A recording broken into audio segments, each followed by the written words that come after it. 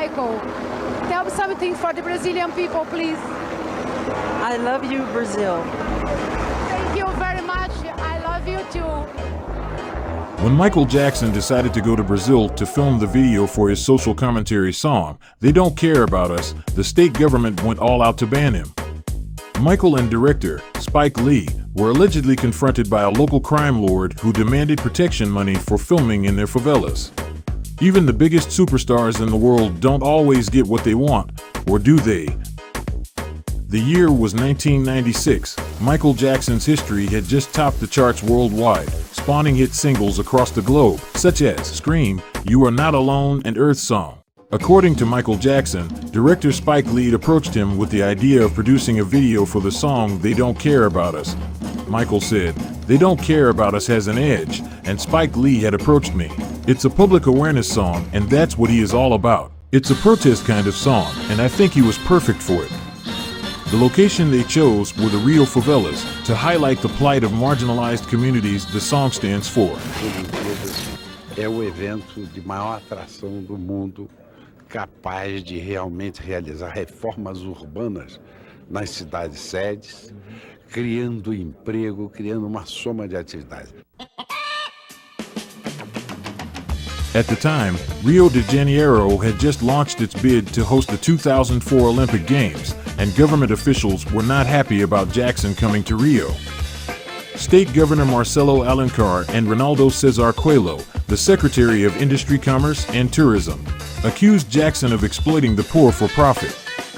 They believed the video would portray Rio negatively and thus destroy their hopes of hosting the 2004 Olympic Games.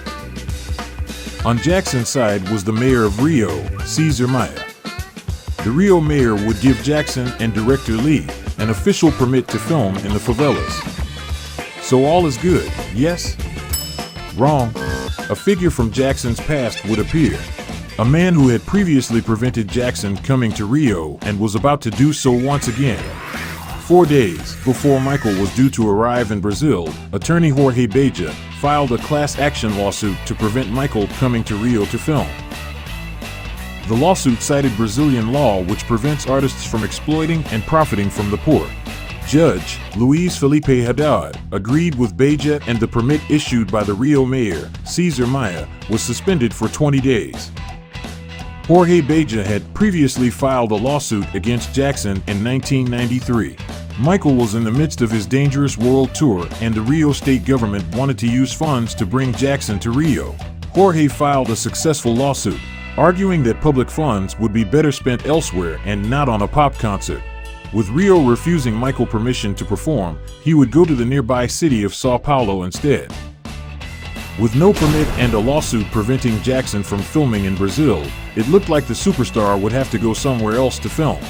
Step in Antonio Pitana, one of the biggest names in Brazilian cinema, he was also in his final year as the city councilman from the Labour Party. Pitanga's mission was to raise awareness of poverty within Brazilian culture, and he felt Jackson's video would highlight the problems and needs within Brazilian communities. An injunction was filed under Pitanga's name, and it was ruled in his favor by High Court Judge Humberto Perry, thereby annulling the ruling of previous Judge Haddad.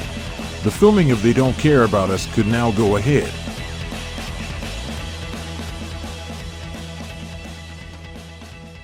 The location in question was the Santa Marta favela.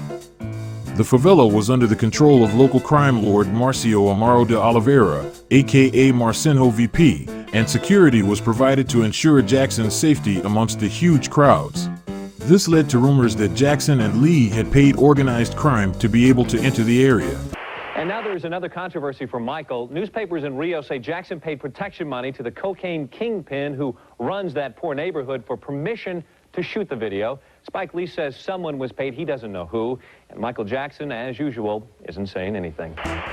Spike Lee told the O Estado de São Paulo newspaper to guarantee Michael's security. We had to speak with the drug kingpin Marcinho VP because the Brazilian police refused to climb the hills of the slum. Lee continued, I didn't get to know Marcinho. He sent me a message that if we decided to make the video with Michael in the Santa Marta favela, we could lay $1 million on the street and our film equipment, and no one would touch it. Lee said Marcinho assured him that, with Michael Jackson here, this will be the safest place in the world. Filming went ahead and the song would become a top 10 hit in most countries, but not the US. The song only managed to go as high as number 30 on the Billboard Hot 100. The lack of success in the States is attributed to the controversy surrounding the song upon its release, whereby Jackson himself was accused of racism. The king of pop caught in controversy again. Those are the words that he told us that he would never use again. Plus, Jackson promised several months ago to revise the lyrics to his song, They Don't Care About Us. Lyrics many called anti-Semitic. He angered Jewish groups when he sang these words. Shoots a Rabbi Marvin Heyer, an activist for Jewish causes, who was outraged because last June Jackson sent him a letter of apology for singing those lyrics. I'm shocked. Jew me, sue me, kick me, kike me. Those are the words that he told us that he would never use again. Now, I have a CD that he sent me with the words eliminated. Why couldn't he do the same thing in Brazil? Why? But first, Michael Jackson has been forced to apologize to the Jewish community for some lyrics in one of his new songs. They Don't Care About Us, one of 15 new songs on the History album, includes the line Jew me, sue me, followed by a similar use of the anti-Semitic word kike. But Jackson says, quote, "My intention was for this song to say no to racism, anti-Semitism and stereotyping.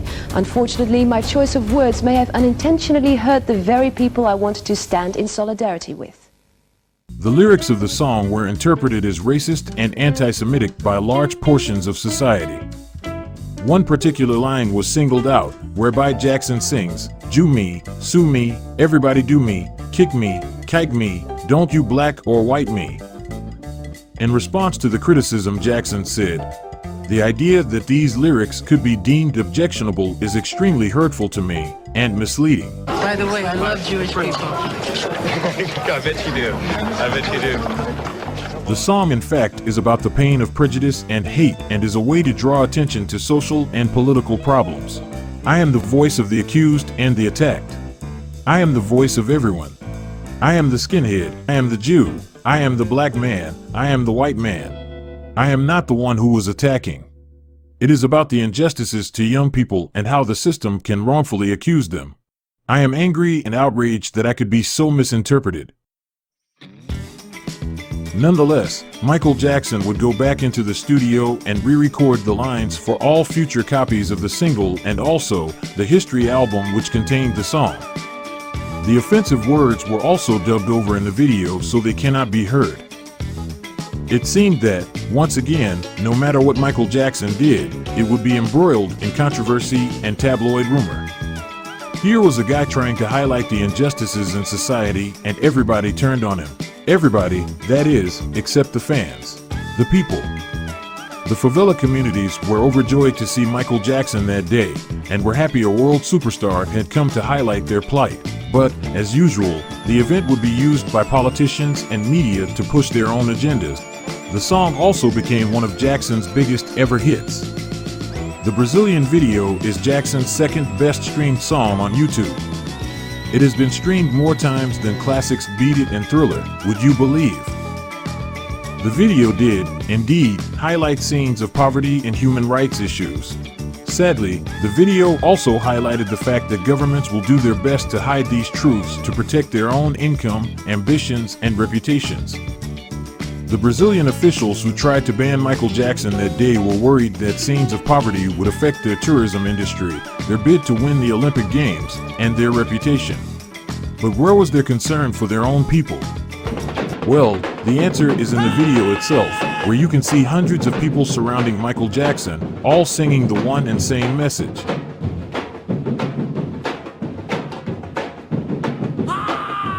That message was,